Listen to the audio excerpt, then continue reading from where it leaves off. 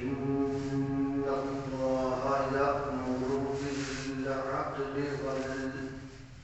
والإحسان وإيتاء ذي القربى وينهى عن الفحشاء والمنكر والبغي يعظكم لعلكم تذكرون آمنت بالله صدق الله مولانا العظيم.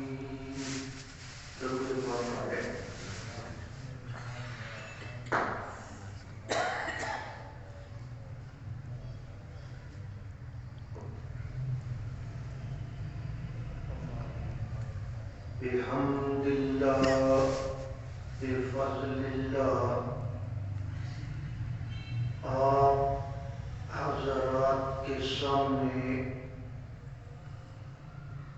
قرآن مجید فرقان حمید کا 14واں پارہ سورۃ النحل کا ترجمہ عرض کیا جا رہا ہے۔ پچھلے بیانات میں آپ نے سماعت فرمایا کہ اللہ تبارک و تعالی نے تخویف کے لیے ہمیں ڈرانے کے لیے قیامت کے حالات بیان فرمائے اور خاص طور پر یہ بات ارشاد فرمائی کہ قیامت والے دن تمہارے خلاف گواہیاں پیش کی جائیں گی، فرشتے بھی گواہی دیں گے،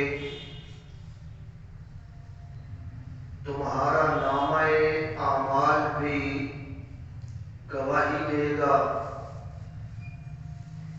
تمہارے بدن کے اعضاء بھی گواہی دیں گے،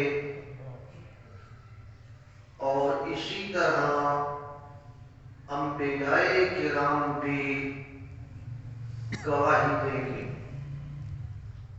وَيَوْمَ نَبْعَثُ فِي كُلِّ أُمَّةٍ شَهِيدًا،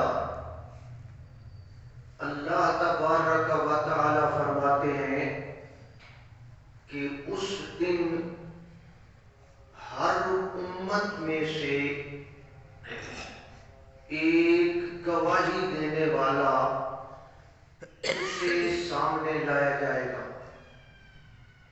یعنی وہ اس امت کا نبی ہوگا اور وہ گواہی دے گا۔ اور پھر اللہ تبارک و تعالی فرماتے ہیں وَجِئْنَا بِكَ شَهِيدًا عَلَىٰ هَٰؤُلَاءِ، میرے پیغمبر آپ کی اس امت محمدیہ پر جن کی طرف آپ مبعوث ہوئے ہیں، اس امت کی طرف بھی گواہی دینے کے لیے آپ کو سامنے لایا جائے گا، اور پھر آپ امت کے حق میں کچھ گواہیاں دیں گے اور اسی طرح امت کے خلاف بھی بعض گواہیاں دیں گے۔ اور میں نے عرض کیا تھا کہ امت کے خلاف اللہ کے پیغمبر ایک بہت بڑی گواہی دیں گے اور اس گواہی کا تذکرہ اللہ نے قرآن مجید میں فرما دیا ہے کہ کل قیامت والے دن جس طرح انبیاء کرام امتوں کے حق میں گواہی دیں گے، اسی طرح امتوں کے خلاف بھی گواہی دیں گے، اور امام الانبیاء سید الاولین والآخرین حضرت محمد الرسول اللہ صلی اللہ علیہ وسلم کی ایک گواہی اور ایک شکایت کا تذکرہ اللہ نے قرآن مجید میں فرما دیا، اور وہ گواہی کیا ہے؟ وقال الرسول یا رب، اور قیامت والے دن رسول اللہ صلی اللہ علیہ وسلم اللہ کے حضور یہ عرض کریں گے، یا رب، اے میرے رب، ان قومی، بے شک میری اس قوم نے، یہ قومی کی جو یہ ہے نا، اس کا مطلب ہے میری قوم، یعنی اللہ کے پیغمبر حضرت محمد الرسول اللہ صلی اللہ علیہ وسلم کسی اور قوم کے بارے میں نہیں کہیں گے، کسی دوسری ملت کے بارے میں نہیں کہیں گے، اپنی امت اور اپنی قوم کے بارے میں کہیں گے، ان قومی اتخذوا ھذا القرآن مہجورا، میری اس قوم نے اس میری پیش کردہ کتاب کو پس پشت ڈال دیا تھا، اس کو چھوڑ دیا تھا۔ اب آپ خود اندازہ لگائیں میرے بھائیوں، یہ کوئی میری ذاتی بات نہیں ہے، نہ کوئی جماعتی بات ہے کہ میں اپنے فرقے کی بات کر رہا ہوں۔ اللہ کا قرآن کہہ رہا ہے کہ اللہ کے نبی قیامت والے دن شکایت لگائیں گے، اور شکایت کس بات کی لگائیں گے؟ بنیادی بات اور کسی بات کا تذکرہ نہیں ہے کہ میری قوم نے یہ کیا وہ کیا، فلاں نیکی چھوڑ دی، فلاں کام کیا، نہیں۔ اللہ کے پیغمبر مرکزی بات بیان فرمائیں گے، ان قومی اتخذوا ھذا القرآن مہجورا، یا اللہ میری اس قوم نے اس قرآن کو ترک کر دیا تھا، اس قرآن کو چھوڑ دیا تھا، اس قرآن کی پرواہ نہیں کرتے تھے، اور اس قرآن کو چھوڑنے کا نتیجہ پھر آپ خود سمجھ لیں کل قیامت والے دن کیا نکلے گا، کیا نکلے گا؟ جب اللہ کے نبی شکایت لگائیں گے، اور اگر اس وقت اشارہ میری طرف ہو گیا، آپ کی طرف ہو گیا، تو بتائیں پھر اس وقت ہمارا کیا حال ہوگا؟ اس لیے ہماری دعوت بنیادی طور پر یہی ہے کہ اللہ کے قرآن کی طرف آ جائے، قرآن مجید پڑھیں، قرآن مجید سمجھیں، قرآن مجید کی تعلیم کروائیں، قرآن مجید دوسروں تک پہنچائیں، اور قرآن مجید کے مطابق اپنا عقیدہ اور ایمان بنائیں۔ یہ بنیادی چیز ہے۔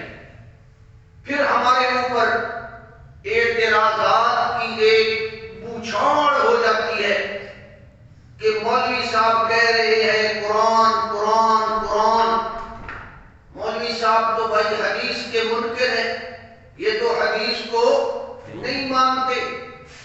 کوئی کہتا ہے کہ یہ تو جھگڑے والی بات کرتے ہیں، اور کچھ تو ماشاءاللہ ایسی ہستیاں بھی ہیں جو کہتے ہیں مولوی صاحب ہمارے اوپر طنز کر رہے ہیں، ہمیں تیز کر رہے ہیں. یہ جو قرآن قرآن کہتے ہیں یہ ہمیں تیز کرتے ہیں. تو اس کا مطلب یہی ہوا نا کہ آپ قرآن کو چھوڑنے والے ہیں.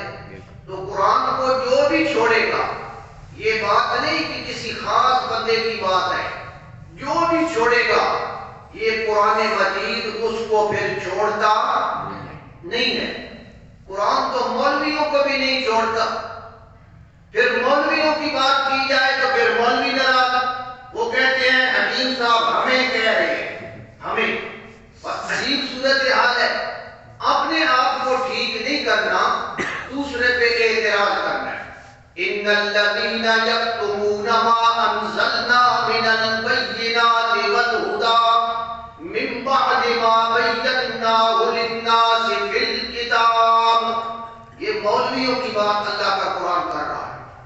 یکتمون ما انزلنا، ہماری نازل کردہ کون سی کتاب ہے جی؟ اللہ کی. یہ قرآن نازل کردہ قرآن کو، اس کے دلائل کو یکتمونا وہ چھپا لیتے ہیں.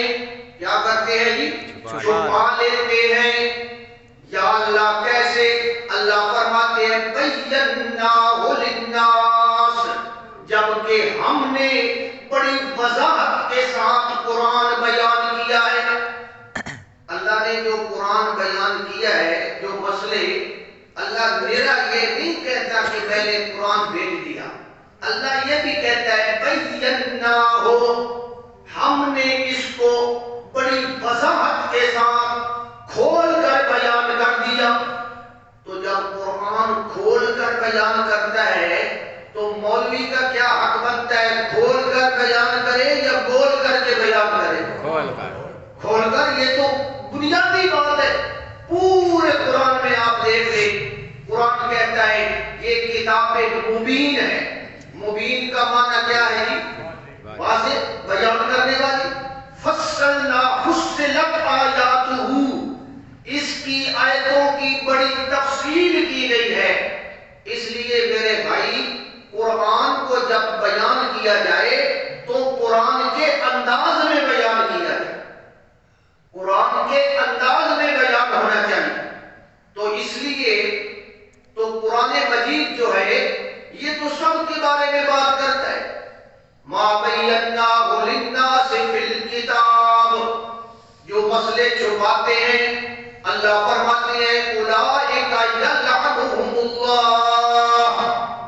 اب میری اپنی بات ہوتی نا گھر کی تو پھر تو چلو شاید میں یہ نہ کہتا، لیکن کون کہہ رہا ہے؟ اللہ فرماتے ہیں ایسے مولویوں پہ یلعنہم اللہ، اللہ لعنت بھیجتا ہے.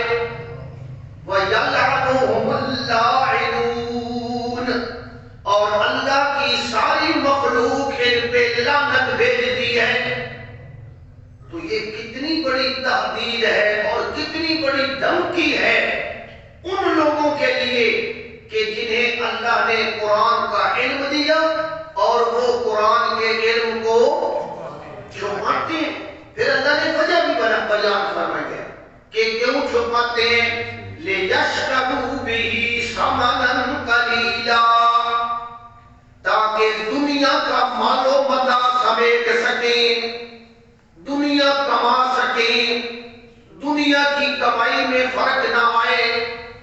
یہاں بھی اللہ تبارک و تعالی نے جب گواہی کا بیان کیا نا، ساتھ ہی ہمیں ایک اور بات بیان کروائی. اب دیکھیں قرآن کہتا ہے ہم ہر امت میں سے ایک گواہ لائیں گے.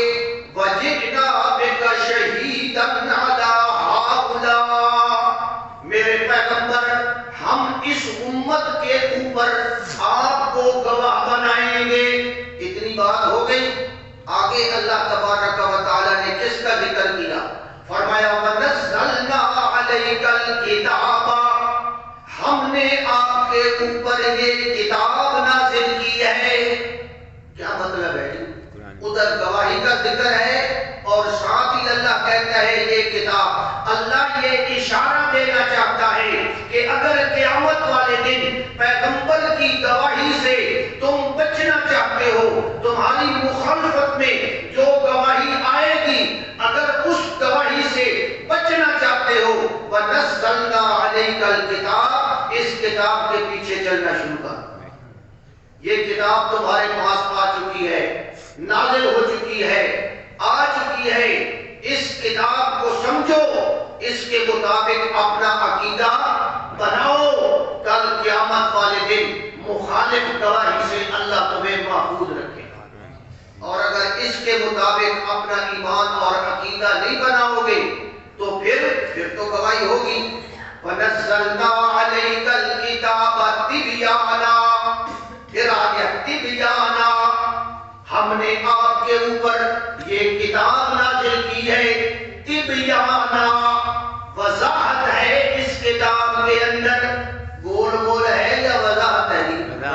وضاحت ہے، وضاحت کرے تو بندے ناراض ہو جاتے ہیں۔ اب ایمانداری سے بتائیے، ہم اللہ کو راضی کریں یا بندوں کو راضی کریں؟ اللہ کو راضی کرنا ہے، اس لیے گھبرائیں نہیں۔ جب مسئلہ واضح ہو نا، پھر یہ نہ سوچیں کہ یار یہ کیوں واضح ہو رہا ہے، اللہ کا قرآن واضح کر رہا ہے۔ گول گول بات کرنا، اس سے تو آپ کو لوگوں کو سمجھ بھی نہیں آئے گی۔ اب میں سارا دن بیان کرتا رہوں کہ بھائی حلال میں برکت ہے، حلال کھاؤ، حلال کماؤ، بات کے اوپر سے گزر جائے، لیکن جب میں کسی کی وضاحت کروں گا، بھائی رشوت حرام ہے، بھائی سود حرام ہے، بھائی نظر و نیاز لغیر اللہ حرام ہے، جب وضاحت کرنی چاہیے یا نہیں کرنی چاہیے؟ نہ میں آپ کو صبح سے شام تک بات کروں حلال کی بڑی فضیلت ہے کہ حلال کماؤ، آپ کے ذہن میں یہ بات جائے گی کہ نظر و نیاز بھی حرام ہے، اس سے بھی بچنا ہے؟ نہیں جائے گی۔ آپ کہیں گے مولوی صاحب بات کر رہے ہیں، تو مولوی کی یہ ذمہ داری ہے کہ وہ بات کو واضح کرے تاکہ آپ کو ریئلائز ہو، آپ کو محسوس ہو کہ یہ شاید میرے اندر غلطی۔ اگر آپ کو محسوس بھی نہ ہو، ریئلائز بھی نہ ہو، بات اوپر سے نکل جائے، پھر تو بیان کرنے کا فائدہ ہی کوئی نہیں، پھر تو جناب یہی تو سارا رولا ہے جناب۔ اگلے بندے کو ریئلائز ہونا چاہیے کہ یہ غلطی کہیں میرے اندر تو نہیں، تاکہ وہ اپنی غلطی کو درست کرے۔ فرمایا پھر کیا ہوگا؟ وَنَزَّلْنَا عَلَيْكَ الْكِتَابَ تِبْيَانًا لِكُلِّ شَيْءٍ، ہم نے اس کتاب کو نازل کیا، اس کتاب کے اندر اللہ نے ہر چیز کی وضاحت بیان فرما دی ہے، ہر چیز کی۔ اب یہ جو لفظ ہے نا ہر چیز کی، یہاں سے بعض جناب لوگوں نے نا عجیب عجیب باتیں کی ہیں۔ دیکھو جی قرآن میں ہر چیز آ گئی، ہر چیز آ گئی، اور یہ محاورتاً ہر چیز ہے، محاورہ ہے ہر چیز۔ مراد کیا ہے؟ سارے ضروری مسئلے، سارے ضروری عقیدے، دین کی ساری بنیادی باتیں اللہ نے اس قرآن میں وضاحت سے بیان۔ اور اگر آپ کہہ لیں کہ کل شے آ گیا، اور کل شے سے مراد ہر چیز ہے، ایچی بیچی ہے، وہ چھوٹی چھوٹی چیزیں، کیا یہ چھوٹے چھوٹے مسئلے بھی قرآن میں ہیں؟ پھر قرآن تو کہہ رہا ہے کل شے، ہر چیز کو میں نے بیان کر دیا۔ یہ جو نماز ہم پڑھتے ہیں سبحانک اللہم و بحمدہ کا، یہ نماز میں قرآن میں ہے؟ یہ تو نہیں ہے، تو پھر کل شے۔ وہ مولویوں نے کل شے جب لگایا نا، او جناب آگے دے کر چلے گئے۔ دیکھو جی قرآن میں پتہ ہے اصل وجہ کیا ہے؟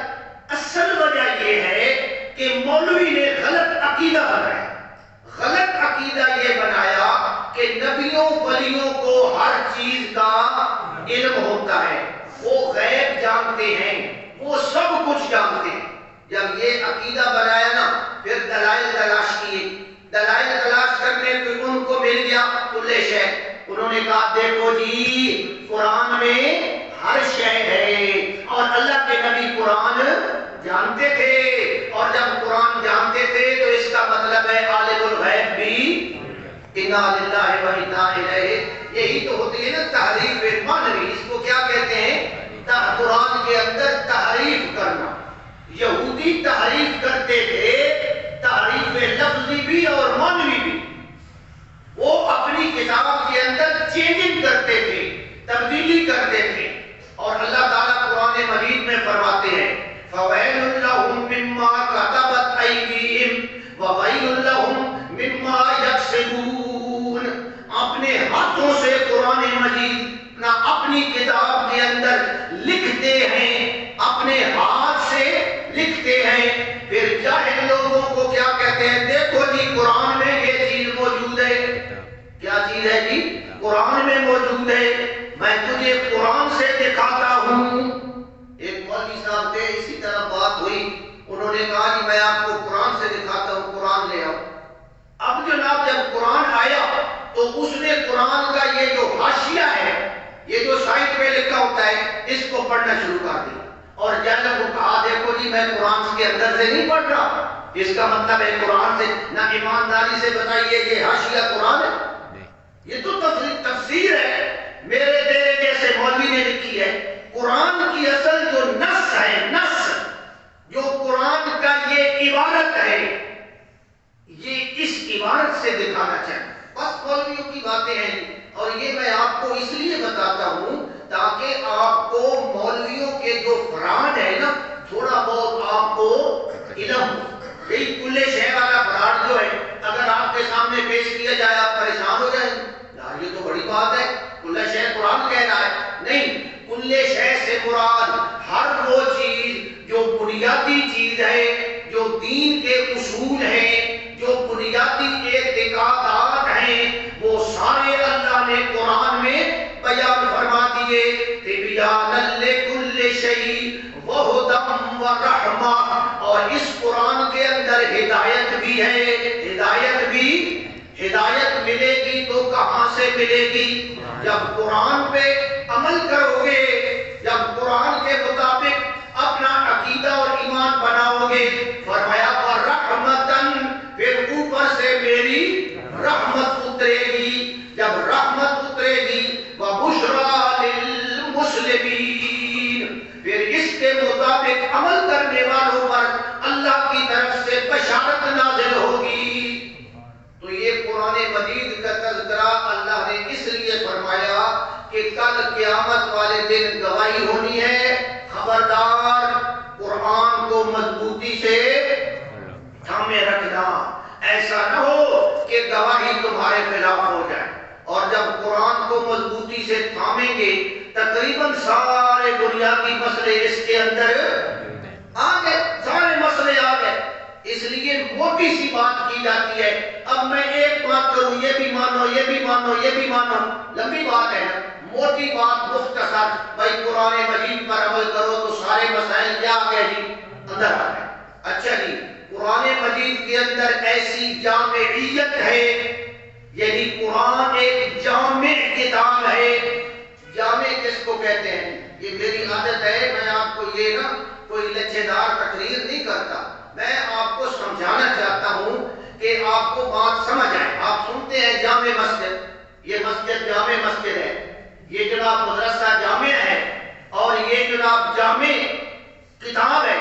جامع کا مطلب ہوتا ہے جمع کرنے والی، جمع کرنے والی، جس کے اندر بہت ساری چیزیں جمع ہو جائیں۔ جامع مسجد کو جامع اس لیے کہتے ہیں کہ جمعہ والے دن اس مسجد کے اندر بہت سے لوگ کیا ہوتے ہیں؟ جمعے کو جمعہ بھی اسی لیے کہتے ہیں کہ لوگ کیا ہوتے ہیں؟ جمع ہوتے ہیں۔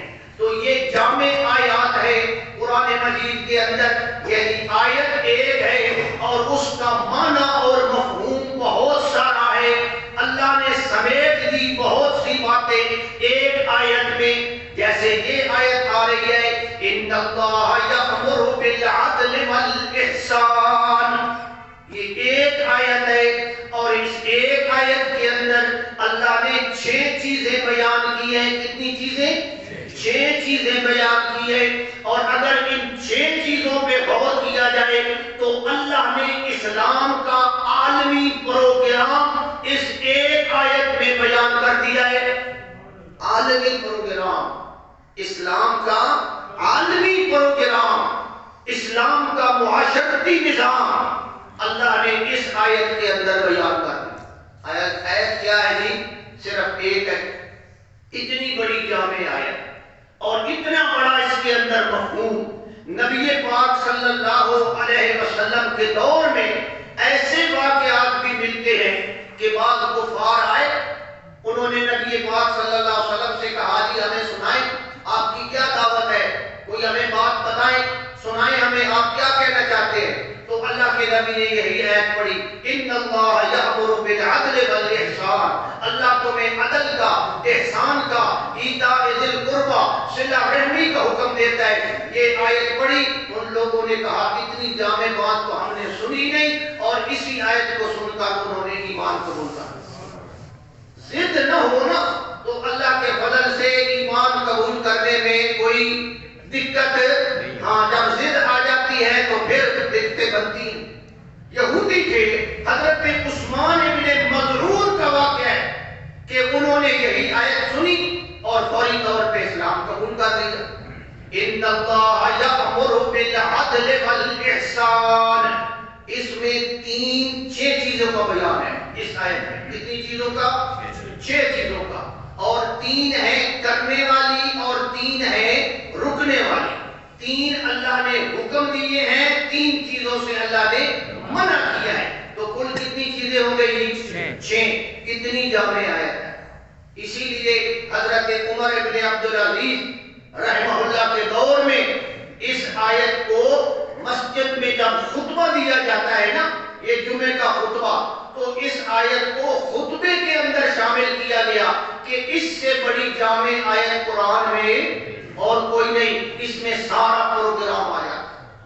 ان اللہ یأمر بالعدل والاحسان وایتاء ذی القربى وینہی عن الفحشاء والمنکر والبغی یعظکم لعلکم تذکرون۔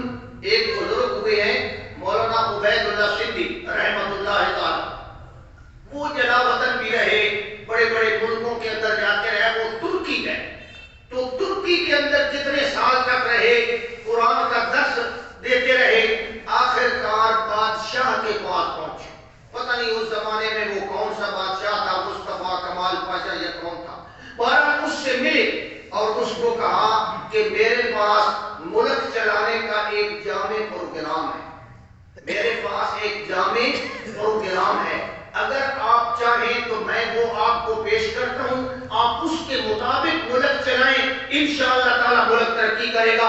جامع انہوں نے کہا یہ صوفی سا ہے جناب، پتہ نہیں یہ کیا کہتا ہے، اس کی کیا حیثیت ہے، اور انہوں نے کہا جی آپ بتائیں کون سا پروگرام ہے آپ کے پاس، آپ کہتے ہیں کہ ملک اس کے مطابق چلاؤ، عالمی پروگرام ہے۔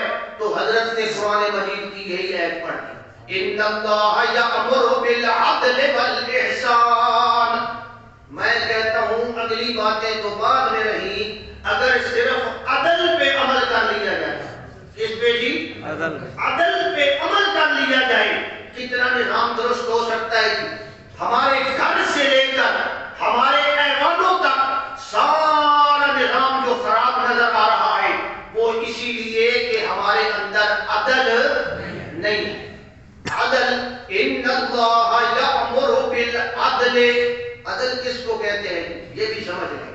ہم نے عدل کو کچھ اور سمجھا ہوا ہے، ہمیں سمجھ نہیں ہے نا، دراصل ہم نے سمجھا ہوا ہے 2 آدمی لڑ پڑے، ان کا جھگڑا ہے جناب، کچھ پیسوں کا، کچھ پلاٹ کا، یا کوئی دنیا کا جھگڑا ہے، اب ہم ان کے اندر گئے جی ہم آپ کا جناب یہ کرتے ہیں کہ انصاف کرتے ہیں۔ اب ہم نے انصاف کیسے کیا؟ ہم نے کہا 40,000 مہربانی کر، ادھا تو لے لے کے ادھا اس کو دے، 40,000 تو معاف کر دے فلانی چیز تے 40,000 کو یہ، ہم سمجھتے ہیں ہم نے عدل کیا ہے۔ اس چیز کا نام عدل نہیں ہے۔ عدل اس کو کہتے ہیں، سمجھے کہ ہر حق والے کو اس کا حق دینا، عدل اس کو کہتے ہیں۔ اگر ان کا جھگڑا ہے اور ایک آدمی ناحق قبضہ کر رہا ہے تو اس سے لے کر دوسرے کو دینا، یہ عدل ہے۔ اے عدل نہیں جناب والا کہ جناب ادوار کر دو جناب، یہ تو جناب دجالی نظام ہے سارا، یہ تو حق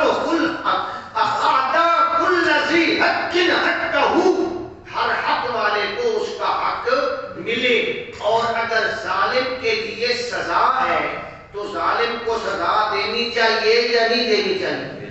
یہ سزا دینا بھی عدل ہے، یہ سزا دینا بھی عدل ہے۔ اس کو کہتے ہیں کہ جو اس کا حق ہے وہ اس کو دیا جائے، جو اس کا بنتا ہے۔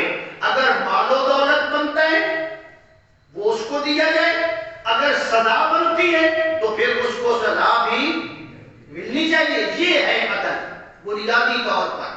ہم نے اس کا مفہوم غلط سمجھا ہوا ہے، جس طرح ہم نے صلح کا مفہوم غلط سمجھا ہوا ہے۔ یہ جو صلح، ہم صلح کروانے جاتے ہیں جی، قرآن میں آیا، قرآن نے کہا یہ صلح کرو جی، صلح کرو، چلو جی ہم صلح کا مطلب ہم نے کیا سمجھا ہوا ہے؟ چلو جی اگلیاں دلت کی بیٹی کو ختم کرو جناب، جب پاؤ، چلو جی صلح ہو گئی۔ یہ صلح نہیں ہے۔ صلح یہ ہے کہ ان کی باتیں سنو اور جو جس کا حق بنتا ہے وہ اس کو دو، اور جو سزا بنتی ہے وہ اس کو دو، اور پھر ان کی صلح کرو۔ وہ کہے کہ میں نے اتنا روپے دینا ہے، میں نے اس فلان کرنا، دنیا کو چلو چلو جب پہ پاؤ، پرانی گلا ختم، مٹی پاؤ جی، یہ صلح، اس طرح صلح ہو جائے گی، وہ صلح قائم رہے گی۔ تو اس لیے صلح کا مطلب بھی یہی ہے کہ وہاں عدل و انصاف کیا جائے۔ اگر عدل و انصاف نہ ہو تو پھر یہ نظام جو ہے ملک کا، یہ اپنا قانون کا، یہ چل ہی نہیں سکتا۔ اس لیے عدل ہونا چاہیے۔ اللہ تبارک ہمارے ملک میں عدل ہے نہیں، عدل ہے ہی نہیں۔ اگر کوئی ہے تھوڑا بہت تو اتنا جناب والا مہنگا ہے انصاف حاصل کرنا۔ ناراض نہیں ہونا، بات سچی ہے۔ صرف وکیلاں دی فیس دینا تو آنے میرے بندے کی جرت تو باہر ہے۔ پھر جناب والا، پھر آگے عدل، اور جناب والا جو دنیا دار آدمی ہوگا، جو پیسے والا ہوگا، وہ پیسے کے بل بوتے پہ جیت جائے گا، اور ہم سچے بھی ہوں گے تو ہم ذلیل ہوتے رہیں گے۔ اور ایک ایک مرلے کے لیے، ایک ایک جناب سرسائی کی جگہ کے لیے سینکڑوں سال گزر جاتے ہیں، نسلیں گزر جاتی ہیں، اس کا فیصلہ ہی نہیں ہوتا۔ ایمانداری سے بتائیے یہ عدل ہے؟ ایک نسل گزر گئی، دوسری نسل آ گئی، جھگڑا کے ہوئے جی ایک مرلے دا، 5 مرلے دا، 10 مرلے دا جھگڑا ہے، اور وہ جناب نسل در نسل چل رہا ہے۔ کیا یہ انصاف ہے؟ اس کا نام انصاف نہیں ہے۔ یہ سمجھے بات۔ تو اسی لیے پیغمبر علیہ الصلوۃ والسلام نے فرمایا کہ ہر معاملے میں عدل کرنا چاہیے، ہر معاملے میں۔ یہ نہیں کہ صرف ان چیزوں میں، حتیٰ کہ عبادات میں بھی عدل ضروری ہے۔ عبادات میں بھی ایک صحابی تھے، نبی پاک صلی اللہ علیہ وسلم کے پاس آیا، یا رسول اللہ میں روزانہ روزہ رکھتا ہوں، یا رسول اللہ میں تو یہ کرتا ہوں، بڑا نیک ہوں۔ اب ذہنی طور پہ تو وہ نیک ہے، ذہنی طور پہ نبی پاک صلی اللہ علیہ وسلم نے فرمایا کہ یہ چیز درست نہیں ہے، تو عدل نہیں کر رہا۔ اِنَّ لِرَبِّكَ عَلَيْكَ حَقٌّ، جس طرح تیرے رب کا تیرے اوپر حق ہے، وَإِنَّ لِنَفْسِكَ عَلَيْكَ حَقٌّ، اسی طرح تیرے اپنی جان کا بھی تیرے اوپر حق ہے، اپنی جان کا بھی حق ہے۔ وَإِنَّ لِزَوْجِكَ عَلَيْكَ حَقٌّ، اور تیری بیوی کا بھی تیرے اوپر فَآتِ كُلَّ ذِي حَقٍّ حَقَّهُ، جب تک ہر حقدار کو اس کا حق نہیں ملے گا اس وقت تک عدل نہیں ہوگا۔ یہ بات سمجھ آ گئی؟ عبادات میں عدل، اعتقادات میں عدل، اعمال میں عدل، اخلاق میں عدل، ساری چیزوں میں عدل ہونا چاہیے۔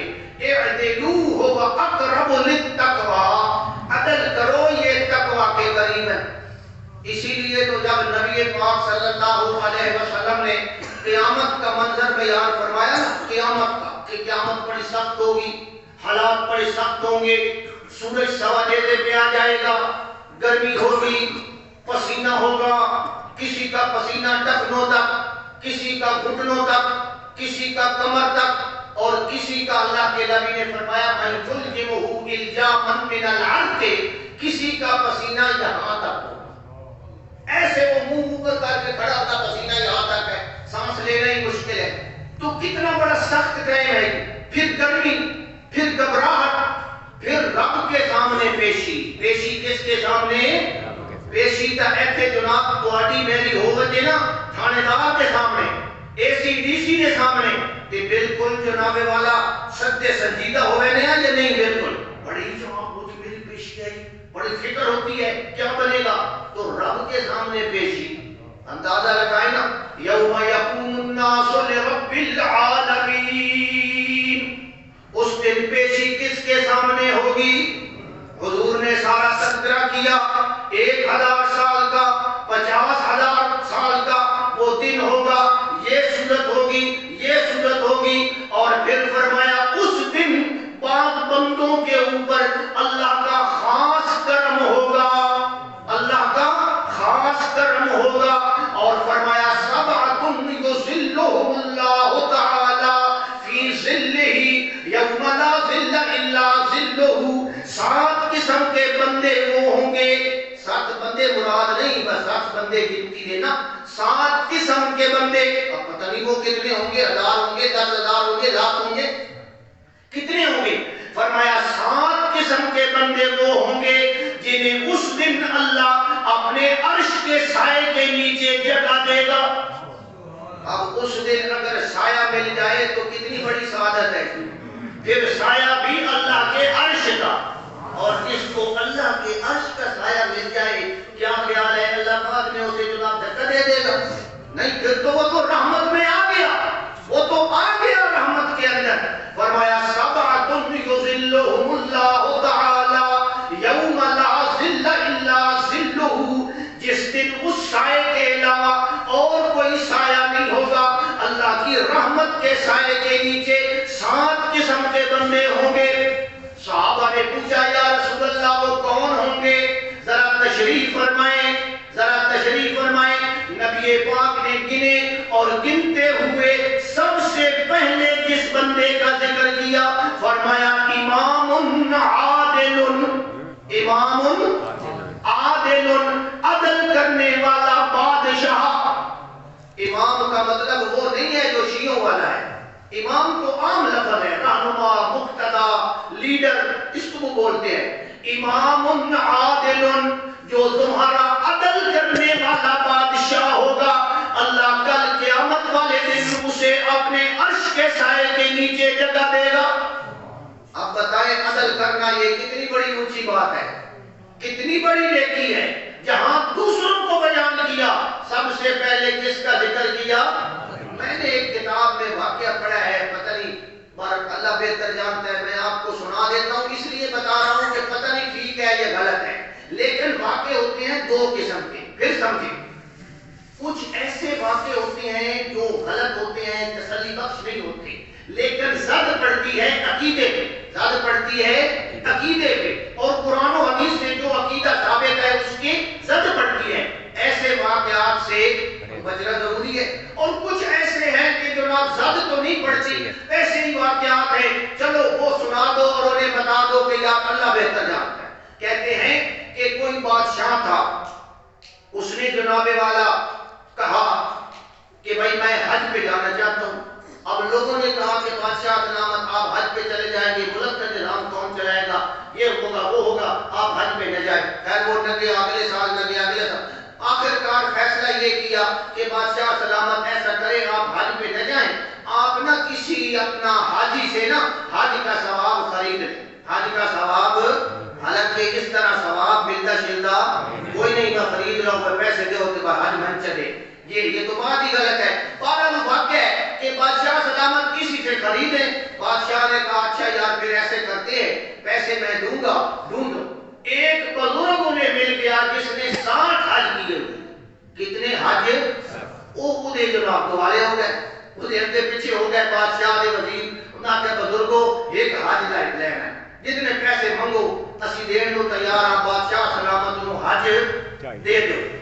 وہ بزرگ بھی بڑا سیاڑا ہی، وہ آیا، اس نے کیا میں پیسے نہیں لینے، میں عمل دے بدلے عمل لینا، نہ کہ جڑا منگو، انہاں کے بزرگ آکے ٹھیک ہے، ایک حج نہیں، میں 60 دے 60 حج دین واسطے تیار ہاں۔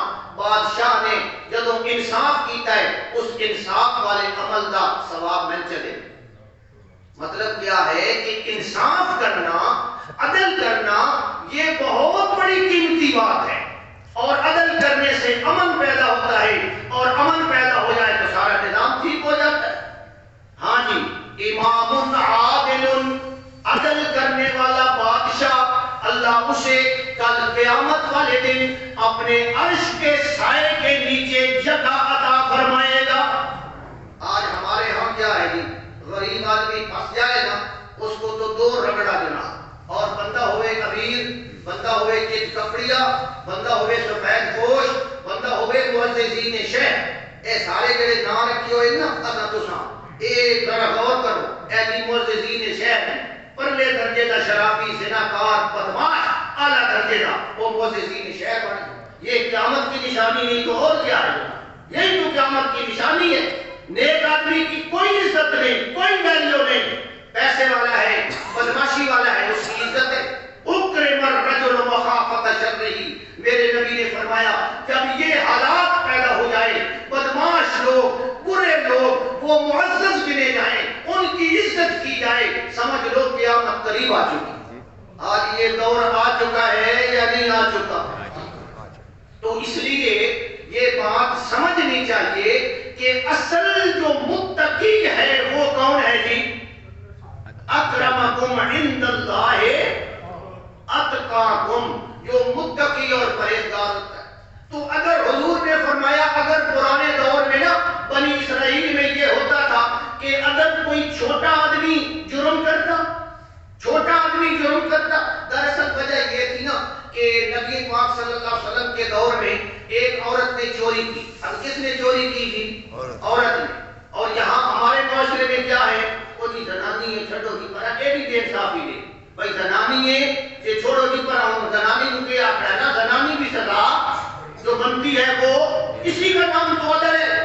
وہ فاطمہ اس کا نام تھا، اس کی جو رشتہ دار تھے وہ حضور کے پاس آ گئے، یا رسول اللہ عورت ذات ہے جناب، اس کا ہاتھ نہیں کاٹنا، یہ کرنا ہے، وہ کرنا ہے، جرمانہ دے دیں، یہ کر دیں۔ حضور علیہ السلام نہ مانے، انہوں نے کہا اچھا جی اب حضور کے لیے کوئی سفارش ڈھونڈتے۔ اب انہوں نے سفارش ڈھونڈی، حضرت ابو بکر، حضرت عمر نے کہا بھیا نا اسی یہ سفارش کوئی نہ، یہ حضرت عمر کریں دے یا حضرت ابو بکر کریں دے تو تساں دا اپنا بڑا چنگا کام ہے۔ یہ سفارش نہ کرنا بھی عدل ہے۔ آج کل اسی نیک بن رہے ہیں، جی فلانے کا کام ہے، کام نجائز ہے، کام غلط ہے، اور میں آدمی میں تھوڑا کام کروا دینا، تجھے تو بڑا اچھا بندہ آدھی سارا کام کروا دیتا، بڑا ایک بیمان ہے، بڑا نجائز کام کروائے، وہ اچھا نہیں ہے، وہ برا ہے۔ حضرت ابو بکر نے انکار کیا، حضرت عمر نے، بہرحال یہ بن لگے حضرت اسامہ نے۔ حضرت اسامہ حضور کے ایک لحاظ سے پوترے تھے، حالانکہ حضور کی تو اولاد ہی کوئی نہیں، بیٹا اتنا بڑا کوئی نہیں ہوا، سب بچپن میں فوت ہو گئے۔ حضور نے کس کو بیٹا بنایا ہوا تھا؟ حضرت زید کو، اور حضرت زید کے یہ بیٹے تھے، اور حدیث میں آتا ہے وَقَانَ حِبُّ رسول اللہ، یہ حضرت اسامہ حضور کو اتنے پیارے تھے، بڑے محبوب تھے۔ نوجوان بچہ ہے، اس کے پاس گئے، وہ جی تسی کیا سفارش کرو بابے اور تسی آنکھوں دے بات کل منی دیئے۔ جب حضرت اسامہ کے پاس گئے، حضرت اسامہ نوجوان آدمی تھے، گرم خون تھا، جوش میں تھے، انہوں نے کہا ٹھیک ہے میں سفارش کروں گا۔ حضرت اسامہ نے حضور کے آگے جا کر سفارش کر دی کہ مہربانی فرمائیں کوئی سنو، اچھا جی بندہ چوری کرے ہے اور جناب تو ساری سلو ہو گئی، کیا خیال ہے یہ سلو درست ہے؟ یہ سلو درست کوئی نہیں، ہاں مدعا کو جی اس پر چوری کی تھی، سلو ہو گئی، اس زنا کیتا ہے جناب، ساڑھے گھر کی عزت لوٹی ہے، وہ چلو جی شام تک سلو ہو گئی۔ یہ سلو نہیں ہے، اس کے اوپر حد جاری ہونی چاہیے۔ یہ سلو تسی توڑے لاکھ بار کرتے رہو، یہ سلو ہو سکتی نہیں ہے۔ بات سمجھ آئی نا؟ ہاں قصاص میں سلو ہوتی ہے، قصاص میں، قتل میں، لین دین میں سلح ہوتی ہے، یہ تو اللہ کی قائم کرتا حد ہے۔ حد میں سلح، یہ سمجھو مسئلہ، حد میں سلح، چوری، ڈاکہ، زنا، شراب، اس میں سلح سارا نظام ہی چلتا ہے، سلح ہو گئی، چلو جناب گالی ختم ہو گئی۔ اچھا جناب حضرت اسامہ حضور کے سامنے آئے، حضور نے فرمایا انما اہلک من کان قبلکم، وہ لوگوں تم سے پہلے لوگ اسی لیے تباہ ہوئے کہ جب ان کے اندر کوئی بڑا آدمی، مالدار آدمی گناہ کرتا تھا تو اس کو تو وہ لوگ چھوڑ دیتے تھے، اور جو غریب آدمی، پریشان آدمی، فقیر آدمی، چھوٹی ذات کا آدمی جب وہ گناہ کرتا تھا، غلطی کرتا تھا، اس کے اوپر حد جاری کرتے تھے۔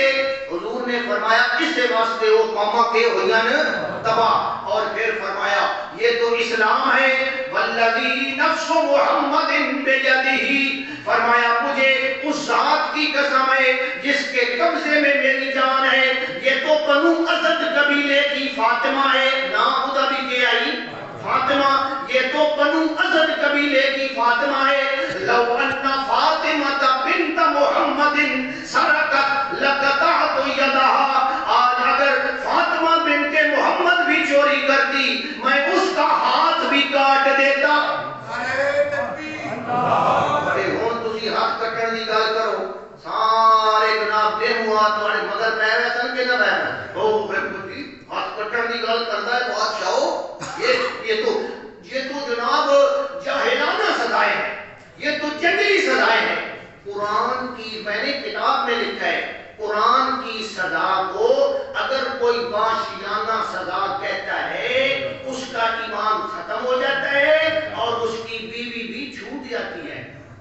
ہاں بات تو آخنا جناب بھائی مولوی صاحب اور کو تحقیق کر دو، بالکل تحقیق کر دو، ایمان ختم، بندہ مرتد ہو جاتا ہے، اللہ معاف فرمائے۔ ادھر قرآن کہہ رہا ہے اور یہ بکواس کر رہا ہے کہ وحشیانہ سزائیں ہیں، یہ جنگلی زمانے کی یہ سزائیں ہیں۔ انا للہ و انا الیہ، ہن آئے نہیں نہیں آئے، ہن جڑا بول رہا ہے وہ آتا ہے ہمارے قانون میں نرمی ہے، ہمارا قانون سخت ہونا چاہیے تب یہ چیزیں ختم ہن آتے نہیں آتے، یہ آسان انشاءاللہ تعالی آئیں گے انشاءاللہ۔ تو حضور نے کیا فرمایا، اگر فاطمہ بھی چوری کرتی میں اس کا ہاتھ بھی کاٹ دیتا۔ یہ ہے میرے بھائی عدل، یہ ہے حضرت عمر رضی اللہ تعالیٰ عنہ نے عدل کیا، انصاف کیا۔ حضرت عمر رضی اللہ تعالیٰ عنہ کا عدل دیکھ کرنا، ایک دفعہ ملک کے روم کا ایک بہت بڑا سفیر تھا، وہ مدینہ منورہ میں آئے، اس نے کہا یار ایٹا کوئی زبردست بادشاہ ہے، اتنی کوئی جناب روب ہے، میں جا کے دیکھتے سے اللہ کا نظام۔ وہ آیا جناب مدینہ منورہ میں آیا، وہ ملک روم کا سفیر تھا، وزیر تھا، وہ آیا اور آتے ہی اس نے مدینہ شہر میں آ کر پوچھنا شروع کر دیا، جی آپ کے جو بادشاہ ہیں ان کا وہ قصر خلافت، وہ پرائم منسٹر ہاؤس وہ کہاں ہے؟ انہوں نے کیا ہے کہ پرائم منسٹر ہاؤس کوئی نہیں، کہیں مل رہی ہے کہ عمر حضرت عمر نے فرمایا مسجد جو پتہ کار مسیحیوں پتہ کار، وہ جناب مسجد گیا، اتنے حضرت عمر اس نے کچی گئی مسجد کوئی نہ ملے، پھر اس پوچھیا انہوں نے کیا حضرت عمر نے گھروں پتہ کار بھائی کہتا گھارے کہ وہ گھارے، وہ بڑا حیران ہوا، گھر کے اتنے کوئی گارڈ نہیں، کوئی جناب سیکورٹی نہیں، اور جناب کچا کیا گھارے، اور اتنے جناب اس پتہ کیتا حضرت عمر اس نے اتنے بھی پہلے تو جاؤں وہ جناب حیران ہو گئے، یار عجیب بادشاہ ہے، اے ادھر گھارے کچا دیا اور اے جناب صورت حال ہے اور کوئی اتنے جناب ٹینشن کوئی نہیں، سارے بندے آرام نال۔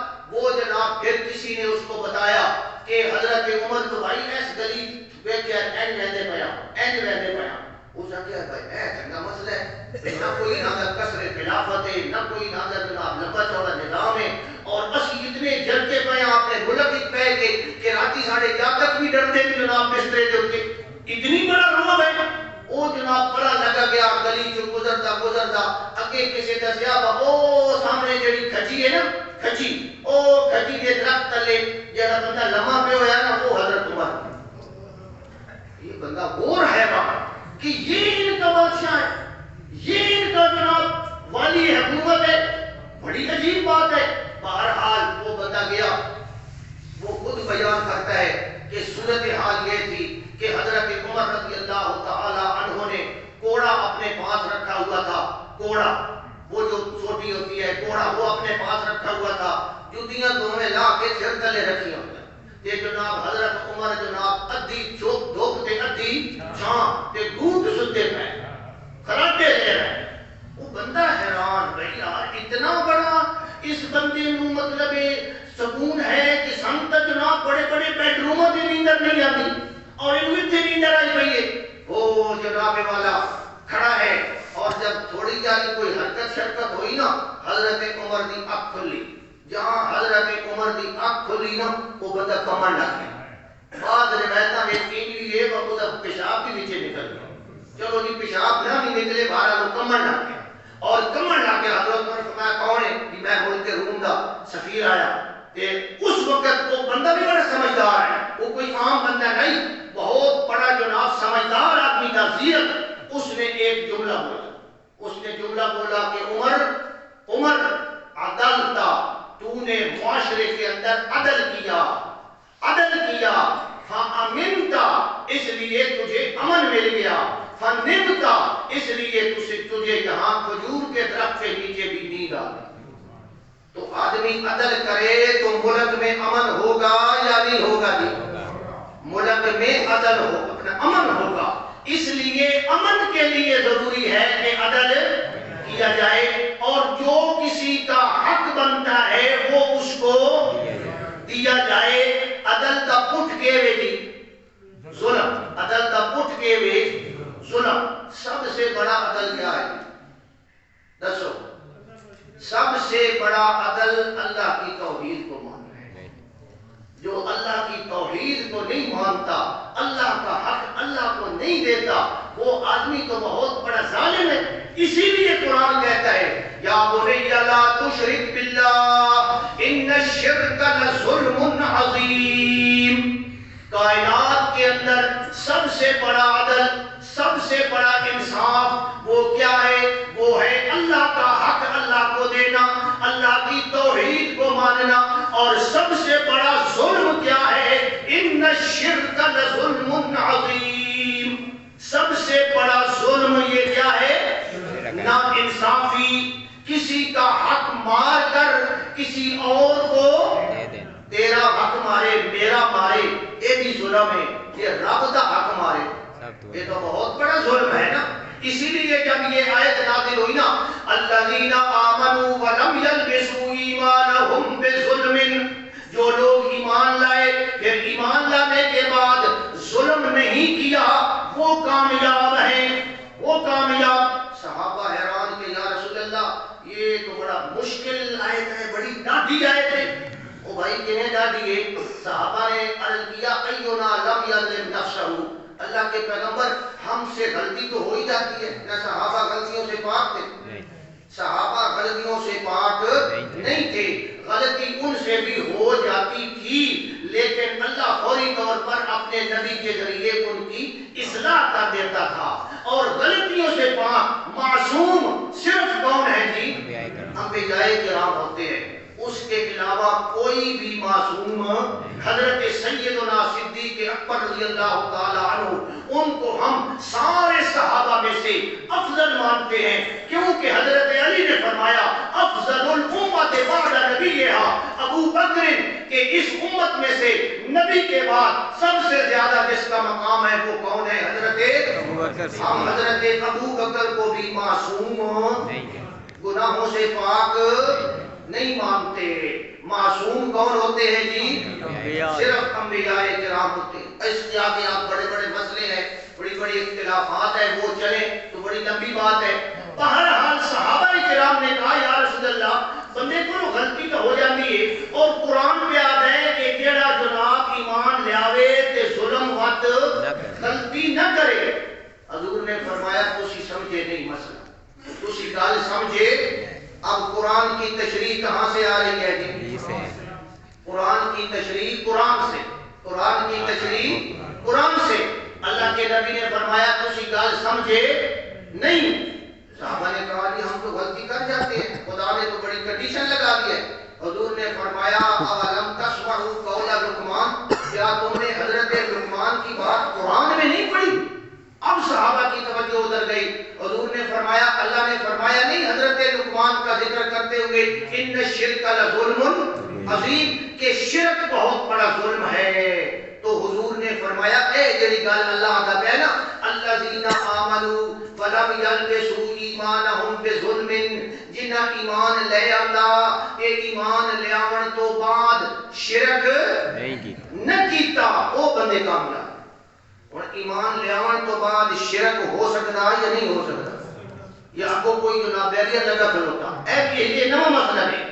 مولوی جناب، وہ بڑے بڑے جناب مولوی، وہ جی جو کلمہ پڑھتا ہے، جو لا الہ الا اللہ پڑھتا ہے، وہ مشرک ہو سکتا نہیں۔ قرآن کہہ رہا ہے الذین ایمان لائے وَلَمْ يَلْبِسُوا إِيمَانَهُمْ بِظُلْمٍ، اس کے بعد انہوں نے شرک ایمان لیاون تو بعد بھی بندہ شرک کے وچ پہ سکتا یا نہیں پہ سکتا؟ میں بھی ہو سکتا ہے، اور جب شرک میں پڑ جائے تو پھر اس کو کیا کہنا چاہیے؟ جی یہ مسئلہ سمجھ لو، یہ مسئلہ سمجھ لو، مشرک نو مشرک نہ آکھنا، توجہ کرو، مشرک نو کافر نہ آکھنا۔ ایک بندہ مشرک ہے، کلیئر کٹ ہمیں پتہ، چلو پہلے یہ بات سمجھو، کسی مسلمان کو کافر کہنا، کسی مسلمان کو کافر کہنے والا خود کیا ہو جائے گا؟ کافر۔ یہ پکا مسئلہ ہے، مسلمان کو کافر کہنے والا وہ کفر کدھر آ جائے گا؟ اس کے اوپر آ جائے گا اور وہ کافر ہو جائے گا۔ ایک تو تھوڑا جا غور کرو، تیرے میرے جائے مسلمان کو کوئی کافر آکے تو کافر ہو گئتا ہے، کہ جنہیں دی ایمان دیاں گواہیاں قرآن پہ دیتا ہے، انہاں مسلمانوں کوئی کافر آکے وہ کافر نہ بڑھ سی؟ پکا کافر بڑھ سی، بالکل کلیئر گل ہے۔ وہ کہے گا مسلمان کو کافر کہنے سے بندہ کافر ہو جاتا ہے، اور مشرک کو مسلمان کہنے سے پھر بھی بندہ کافر ہو جاتا ہے۔ یہ بات سمجھے، میں نے اپنی کتاب میں لکھی ہے، باقاعدہ تشریح کی ہے کہ ہے بندہ مشرک، ہے بندہ کافر، تے میں آکھا نہیں جی نہیں، اسی تے کسے کافر نو کافر نہ آتے، اسی تے مشرک نو کافر نہ آتے، اسی تے جناب بڑے دے گا۔ جب یہ صورتحال ہوگی وہ بندہ خود کافر ہوگا، کیونکہ کفر کو کفر نہ ماننا کیا ہے جی؟ یہ مسئلہ سمجھ آ گیا؟ کی تحقیق کرائے کہ میں غلط ہوں تو میری بھی اصلاح کرائے۔ اللہ مجھے آپ کو عمل کی توفیق عطا فرمائے۔ وآخر دعوانا الحمدللہ رب العالمین۔